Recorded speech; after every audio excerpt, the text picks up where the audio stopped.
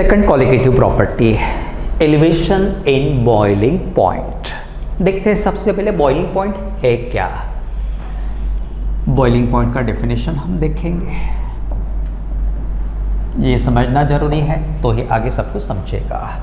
अब boiling point है क्या, देखिए वेसल लेते हैं, वेसल में हम वाटर लेंगे, इस वाटर को हम हीट करेंगे, टेम्परेचर धीरे धीरे बढ़ते जाएगा।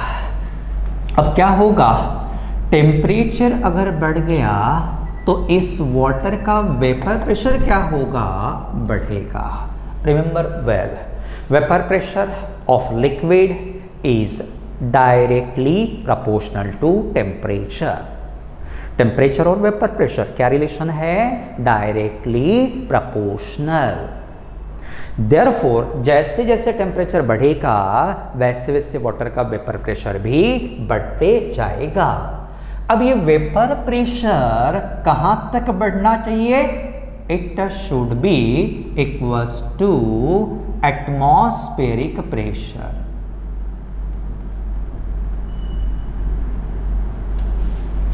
ये जो सराउंडिंग का प्रेशर रहेगा जिसको हम एटमॉस्फेरिक प्रेशर कहेंगे, उतना ही इस लिक्विड का या वाटर का वेपर प्रेशर होना चाहिए। तो हमें क्या करना है, लिक्विड को हीट करना है। जैसे जैसे हीट करते जाएंगे टेम्परेचर धीरे धीरे बढ़ते जाएगा। टेम्परेचर बढ़ेगा तो लिक्विड का वेपर प्रेशर भी धीरे धीरे बढ़ते जाएगा और हमें एक टेम्परेचर मिलेगा eight which vapor pressure of liquid becomes equal to atmospheric pressure is known as boiling point of liquid। देखिए जरा, what is the definition here, the temperature at which vapor pressure of liquid becomes equal to atmospheric pressure is known as boiling point of liquid। Remember very well, boiling point ऐसा temperature रहेगा जिस पे liquid का vapour pressure कितना होगा, equals to atmospheric pressure. तो बेटा ये लिक्विड का बॉइलिंग पॉइंट हम कैसे डिनोट करेंगे, डिनोटेड बाय टीबी नॉट। अच्छे से याद रखना, TB naught stands for boiling point of pure liquid, right. Now next term, elevation in boiling point. अब एलिवेट या एलिवेशन का मतलब क्या, तो एलिवेशन मतलब बढ़ना, इंक्रीज होना। टू एलिवेट यानी क्या होना, इंक्रीज होना। क्या इंक्रीज होगा, बॉइलिंग पॉइंट। देख ही रहा, किसका बॉइलिंग पॉइंट इंक्रीज होगा, ऑब्वियसली सॉल्वेंट का। कब इंक्रीज होगा, जब उसमें हम नॉन वोलेटाइल सोल्यूट ऐड करेंगे। क्या ऐड करेंगे, non volatile solute. Therefore remember well, when a non volatile solute is added to solvent, boiling point of solvent increases. देखिए क्या रीजन है, देखते हैं। देखिए जैसे हम यहाँ पे नॉन वोलेटाइल सोल्यूट ऐड करेंगे लाइक सॉल्ट, इस वाटर का बॉइलिंग पॉइंट बढ़ेगा। यही बढ़ने वाला बॉइलिंग पॉइंट कहलाता elevation in boiling point. Therefore the increase in boiling point of solvent, the increase in boiling point of solvent when non-volatile solute is added to it, when non-volatile solute is added to it is known as elevation in boiling point। Water में हमें क्या add करना है, non volatile solute, तो water का boiling point क्या होगा, बढ़ेगा। This increase in boiling point is called elevation in boiling point। इसका मतलब क्या होगा कि अब बताइए जरा, ये सॉल्वेंट और सॉल्यूशन दो में से किसका बॉइलिंग पॉइंट ज्यादा रहेगा, सॉल्वेंट और solution. This TB stands for boiling point of solution. TB stands for boiling point of solution. किसका बॉइलिंग पॉइंट ज्यादा रहेगा, सॉल्यूशन का या सॉल्वेंट का, तो remember well, boiling point of solution is always greater than that of pure solvent. Solution और solvent, दो में से किसका बॉइलिंग पॉइंट ज़्यादा? सोल्यूशन का। किससे ज़्यादा? प्योर सॉल्वेंट से। क्यों ज़्यादा? Because vapour pressure of solution is less then vapour pressure of solvent. Solution का वेपर प्रेशर कम रहता है, इसलिए उसका वेपर प्रेशर 1 एटमॉस्फेयर तक पहुंचाने के लिए हमें ज़्यादा हीट सप्लाई करनी पड़ेगी, जिसके कारण हमें यहाँ ज़्यादा टेम्परेचर मिलेगा, जिसके कारण हम कहते हैं कि boiling point of solution is higher than that of solvent. Remember well, always solution का boiling point कैसे रहेगा? Greater than that of solvent. What is the reason? Because reason क्या रहेगा? तो vapor pressure of solution is less than that of solvent. बाद में इन दोनों में जो डिफरेंस रहेगा TB माइनस TB नॉट, इसे ही पढ़ना elevation in boiling point, symbol delta TB. Delta TB stands for elevation in boiling point. What is the formula? TB minus TB not. तो once again definition of boiling point क्या रहेगा? The temperature at which vapour pressure of liquid becomes equal to atmospheric pressure is known as boiling point of liquid, symbol TB naught। जब इस liquid में हम non volatile solid add करेंगे, liquid का boiling point बढ़ेगा। Solution का boiling point denoted by TB, TB always greater than TB not because P1 is less than P not 1। Then इन दोनों में जो डिफरेंस रहेगा कहलाएगा एलिवेशन इन बॉइलिंग पॉइंट। उसके बाद आगे बढ़ते हैं, हम रिलेशन पढ़ेंगे between lowering of vapour pressure and elevation in boiling point. Relation between lowering of vapour pressure and delta TB. अब इन दोनों में रिलेशन पढ़ते समय हमें एक्सपेरिमेंटली या ग्राफ प्लॉट करना पड़ेगा। बेटर वे हम ग्राफ प्लॉट करेंगे between vapour pressure and temperature, जो केल्विन में रहेगा। अब यहां कितने कंपोनेंट्स के लिए हम ग्राफ प्लॉट करेंगे? दो कंपोनेंट्स के लिए, एक रहेगा सॉल्वेंट, दूसरा सॉल्यूशन। एक्सपेरिमेंट परफॉर्म करते समय हमें क्या करना पड़ेगा? टेम्परेचर वेरी करना पड़ेगा और हर टेम्परेचर पे सॉल्वेंट और सॉल्यूशन का वेपर प्रेशर मेजर करना पड़ेगा।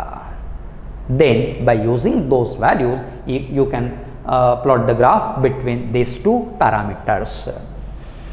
अब ग्राफ प्लॉट करने के पहले यहां पे एक रेफरेंस लाइन हम बनाएंगे पैरेलल टू एक्स एक्सिस, जहां प्रेशर कितना रहेगा?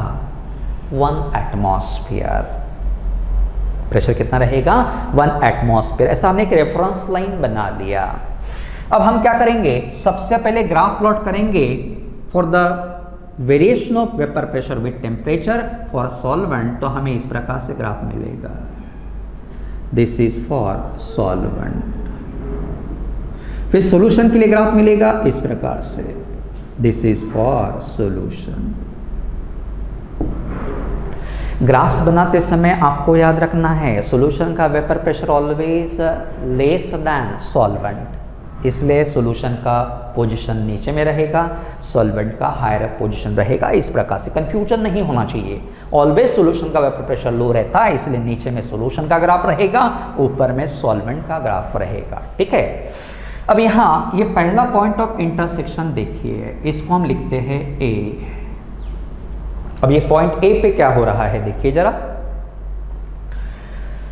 सॉल्वेंट का वेपर प्रेशर कितना हो गया 1 एटमॉस्फेयर, जो कि सराउंडिंग का प्रेशर रहता है जिसको हम एटमॉस्फेरिक प्रेशर कहते हैं। तो what happens at point A, vapour pressure of solvent becomes equal to atmospheric pressure. Now इससे जुड़ा हुआ टेम्परेचर क्या कहलाएगा? डेफिनेशन देखिए बॉइलिंग पॉइंट का, the temperature at which vapor pressure of liquid becomes equal to atmospheric pressure is the boiling point। इसीलिए इस point से ए से जुड़ा हुआ जो टेम्परेचर रहेगा उसे हम कहेंगे boiling point of liquid, TB nought. Then second point of intersection हम लेंगे पॉइंट बी। इस पॉइंट बी पे क्या दिख रहा है? इस सॉल्यूशन का वेपर प्रेशर कितना हो गया 1 एटमॉस्फेयर, क्लियरली दिख ही रहा। सॉल्यूशन का वेपर प्रेशर 1 एटमॉस्फेयर कौन से पॉइंट पे हो गया? बी। इसलिए इससे जुड़ा हुआ टेम्परेचर जो रहेगा, इससे जुड़ा हुआ टेम्परेचर रहेगा boiling point of solution.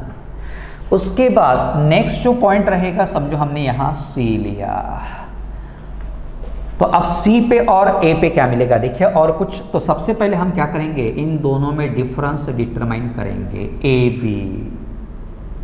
B equals to क्या मिलेगा, तो TB माइनस TB नॉट। देखिए इसका वैल्यू ज्यादा है इसलिए TB माइनस TB नॉट, तो AB इक्वल्स टू क्या होगा TB minus TB not delta TB। तो AB से हमें डेल्टा TB का वैल्यू मिल गया, ठीक है। उसके बाद ये जो पॉइंट ए रहेगा और यहां पे हमें मिलेगा P नॉट 1।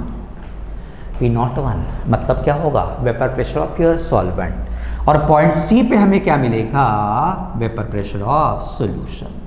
ए पे मिलेगा P नॉट 1, सी पे मिलेगा P1, इसलिए AC इक्वल्स टू क्या होगा P नॉट 1 माइनस P1 होगा ना। AC इक्वल्स टू क्या होगा P नॉट 1 माइनस P1। अब P नॉट 1 माइनस P1 क्या होता है डेल्टा P, मतलब लोअरिंग ऑफ वेपर प्रेशर। अब एक्सपेरिमेंटली ये पता चला कि जैसे टेम्परेचर धीरे धीरे बढ़ते जाएगा वैसे इन दो वेपर प्रेशर में भी डिफरेंस धीरे धीरे बढ़ते जाएगा। As the temperature increases, what will happen here? इन दो वेपर प्रेशर में बढ़ने वाला डिफरेंस भी, रहने वाला डिफरेंस भी धीरे धीरे बढ़ते जाएगा। ये डिफरेंस जो आपको दिख रहा है ना वो धीरे धीरे बढ़ते जाएगा, जिसके कारण क्या होगा इनका भी वैल्यूज धीरे धीरे बढ़ते जाएगा। इसलिए कहा जाता कि AB is directly proportional to AC। देखिए जरा जैसे टेम्परेचर बढ़ेगा व्हाट विल हैपन हियर, इन दोनों में वेपर प्रेशर भी, प्रेशर पेपर का डिफरेंस भी धीरे धीरे बढ़ते जाएगा, जिसके कारण कहा जाता है कि ये बढ़ गया तो ये भी बढ़ेगा। AB proportional to AC। अब AB का वैल्यू क्या है delta TB, proportional to AC का वैल्यू क्या रहेगा delta P। Therefore remember well, elevation in boiling point is directly proportional to lowering of vapor pressure। तो देखिए कंक्लूजन क्या निकल रहा, ये दोनों कॉलिगेटिव प्रॉपर्टीज है और दोनों में कौन सा प्रोपोर्शनलिटी रहेगा डायरेक्टली प्रोपोर्शनल। तो ऑलवेज याद रखो कॉलिगेटिव प्रॉपर्टी कैसे रहेगी directly proportional to each other. इस प्रकार से हो गया। जस्ट रिपीट कर रहा हूँ, देखिए ब्रीफ में आपको ग्राफ प्लॉट करने हैं between vapour pressure and temperature for two component solvent and solution. एक रेफरेंस लाइन हमने यहाँ बनाई है 1 एटमॉस्फेयर पे, यहाँ पॉइंट ए क्या बताएगा temperature at which vapour pressure of A becomes equal to 1 atmosphere, ऐसे टेम्परेचर को TB नॉट कहना। पॉइंट बी पे सॉल्यूशन का वेपर प्रेशर एटमॉस्फेरिक प्रेशर के बराबर हो गया इसलिए इसको TB कहना। AB equals to delta TB आपको मिल जाएगा। Then point A also determines the vapour pressure of pure solvent, C बताएगा वेपर प्रेशर ऑफ सॉल्यूशन, इसलिए AC इक्वल्स टू रहेगा डेल्टा P। बाद में याद रखना, जैसे टेम्परेचर हम बढ़ाएंगे वैसे इन दोनों के बीच में डिफरेंस भी धीरे धीरे बढ़ते जाएगा, जिसके कारण इसका वैल्यू बढ़ेगा तो ये भी बढ़ेगा, and therefore A B proportional to A C, hence delta T B proportional to delta P.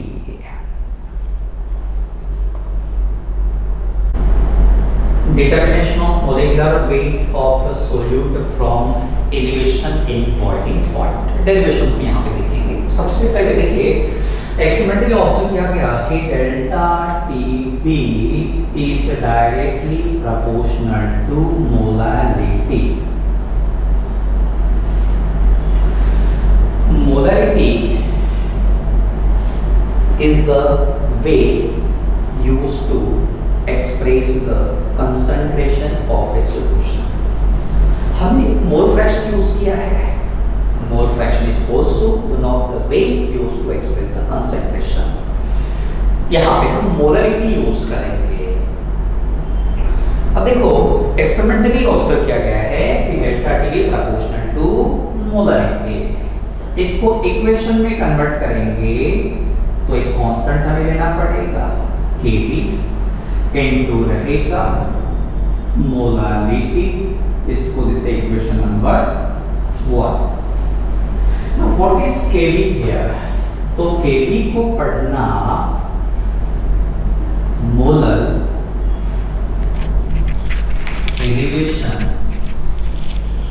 Constant और इबुलियोस्कोपिक कांस्टेंट, दोनों आपको यहां दिख रहे हैं। One is molar elevation constant और सेकंड इज इबुलियोस्कोपिक कांस्टेंट। और आप कह सकते हो बॉइलिंग पॉइंट एलिवेशन कांस्टेंट चलता। इबुलियोस्कोपिक कहां से आया है? Ebullio Greek word means to boil, इसलिए यहां इबुलियोस्कोपी यूज्ड। अब ये केबी एग्जैक्टली है क्या? तो देखिए हम क्या करेंगे, एक सॉल्यूशन बनाएंगे जिसका मोलरिटी 1 रहेगा। मोलरिटी 1 है तो equation 1 will become delta T B equals to K B. अब इससे हम डेफिनेशन कैसे बनाएंगे? Elevation in boiling point of 1 molar solution. 1 molar solution का जो भी एलिवेशन इन बॉइलिंग पॉइंट मिलेगा उसे ही कहना molar elevation constant. Definition, elevation in boiling point produced by 1 molar solution is known as molar elevation constant. कितना molar solution आप लोगे? 1 मोलर। रेफरेंस कंसंट्रेशन कितना रहेगा? 1 मोलर। उस 1 मोलर सॉल्यूशन के द्वारा जितना डेल्टा टीबी का वैल्यू प्रोड्यूस किया जाएगा that will be the value of KB, that is KB. Therefore, the elevation in boiling point produced by 1 molar solution is known as molar elevation constant. अब इसका unit कैसे derive करना?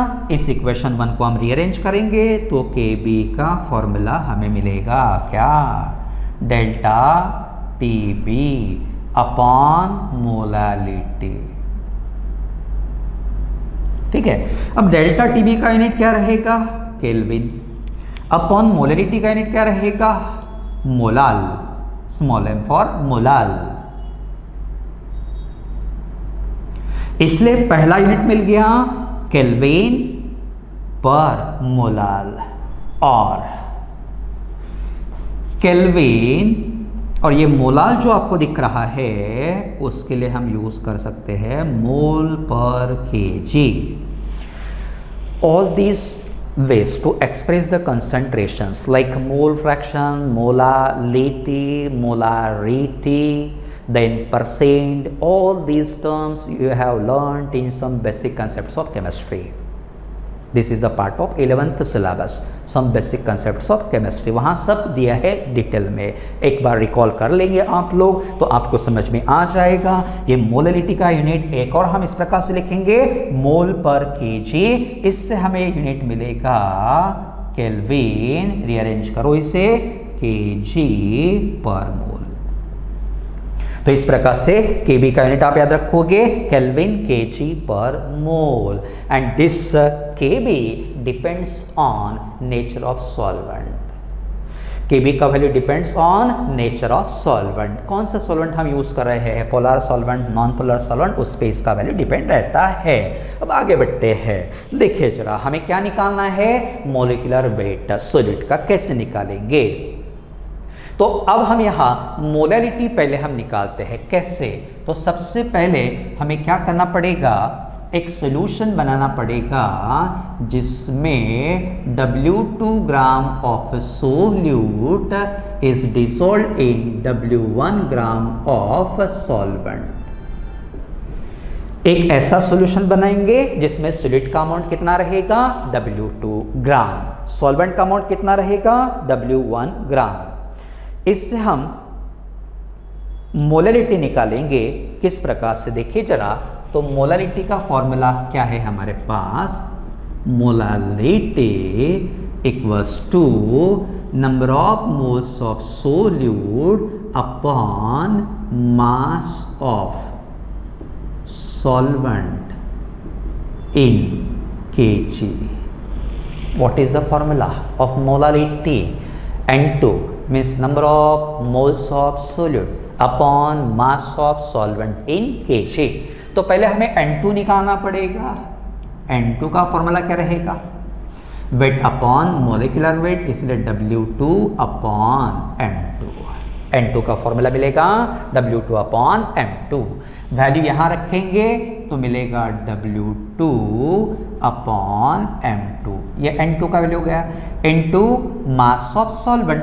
अब solvent का मास कितना है, W1, लेकिन हमने मास किस में लिया है, ग्राम में, यहाँ किस में चाहिए, kg में, तो कितना होगा 10 टू द पावर, बताइए कन्वर्शन फैक्टर। ग्राम को किलोग्राम में कन्वर्ट करना है, 10 टू द पावर 3 नहीं, 10 टू द पावर -3 kg। तो हमें क्या मिलेगा, ये -3 न्यूमरेटर में चला जाएगा, +3 होगा, so that we will get 1000 W2 upon M2 into W1। अब ये जो मोलैलिटी का वैल्यू हमें मिला वो कहाँ रखेंगे हम, इक्वेशन 1 में, so that delta TB equals to KB into molality क्या रहेगा, 1000 W2 upon M2 into W1। ठीक है, अब इसको रीअरेंज करेंगे तो M2 का फॉर्मूला हमें क्या मिलेगा, 1000 KB W2 upon delta TB into W1। ये फॉर्मूला आप यूज करेंगे to determine molecular weight of a solute from elevation in boiling point. This process is known as ebullioscopy. Determination of molecular weight of non volatile solid from the elevation in boiling point is known as ebullioscopy। तो आपको ये derivation याद रखना है, 3 mark के लिए board exam में पूछा गया है। तो देखिए जरा, once again repeating in brief, delta TB proportional to molality, equation में कन्वर्ट करोगे, एक कांस्टेंट KB लिया जिसको पढ़ना मोलार एलिवेशन कांस्टेंट और इबुलियोस्कोपिक कांस्टेंट। KB का वैल्यू डिटरमाइन करते समय मोलैलिटी हम कितना लेंगे, 1, तो delta TB equals to KB मिलेगा। डेफिनेशन रहेगा, elevation in boiling point produced by 1 molar solution is called molar elevation constant। Unit इस प्रकार से लिखना, आइदर केल्विन पर मोलार और केल्विन kg पर मोल। देन हम एक सॉल्यूशन बनाएंगे जिसमें सॉलिड का अमाउंट W2 ग्राम रहेगा, सॉल्वेंट का W1 ग्राम रहेगा। N2 W2/M2, मोलिटी का फॉर्मूला ये फिक्स्ड रहेगा, इसको याद कर लेना।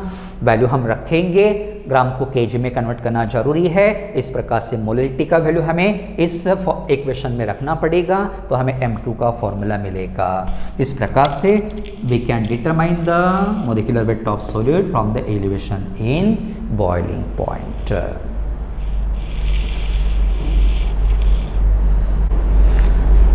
Problem 5, a solution of citric acid, formula दिया है C6H8O7 in 50 gram of acetic acid has a boiling point elevation of 1.76 Kelvin। पता चला सॉलिड कौन सा है, सॉल्वेंट कौन सा है? तो सॉलिड रहेगा एसिटिक एसिड, नहीं, सॉलिड रहेगा citric acid.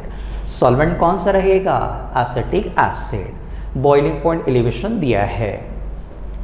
If Kb for acetic acid is 3.07 Kelvin kg per mole, what is molarity of solution? अब दिया क्या है? What is the given data? देखो जरा, तो सबसे पहले हमें दिया है सिट्रिक एसिड का वेट। सिट्रिक एसिड सॉलिड है कि सॉल्वेंट है? सोल्यूट है। उसका वेट कैसे डिनोट करना? W1 नहीं, W2 equals to 50 gram. Okay, sorry, weight of acetic acid is given, so that is denoted by W1. Yes sir, acetic acid solvent है, उसका weight how to denote? W1. Okay, आगे बढ़ेंगे। has a boiling point elevation for what is the symbol? delta TB। कितना रहेगा value? 1.76 kelvin. ठीक है। Then acetic acid के लिए Kb का वैल्यू भी दिया है, कितना? 3.07 केल्विन। हो गया। अब हमें क्या फाइंड आउट करना है? What is the molarity of solution. तो आपको रिलेशन फाइंड आउट करना पड़ेगा which correlates delta TB, Kb and molarity. तीनों को कोरिलेट करने वाला इक्वेशन कौन सा रहेगा? तो delta TB equals to Kb into molarity. तो हमें क्या निकालना है यहाँ पे? मोलारिटी। तो मोलारिटी का फॉर्मूला क्या होगा? Delta TB upon Kb। Delta TB कितना है? 1.76। Kb कितना है? 3.07। लॉग टेबल से सॉल्व करना पड़ेगा। You will get answer 5.733 × 10⁻⁻1 molal. इस प्रकार से मोलरिटी आप फाइंड आउट करोगे। 2 मार्क का न्यूमेरिकल है, कुछ नहीं, सीधा सीधा फॉर्मूला यूज़ करना है, कोई कॉम्प्लिकेशन यहाँ नहीं, कन्फ्यूजन होना ही नहीं चाहिए। सीधा फॉर्मूला यूज़ करना, वैल्यू सब्स्टिट्यूट करना and find out the answer with the help of the log table. इस प्रकार से आपको सॉल्व करना पड़ेगा।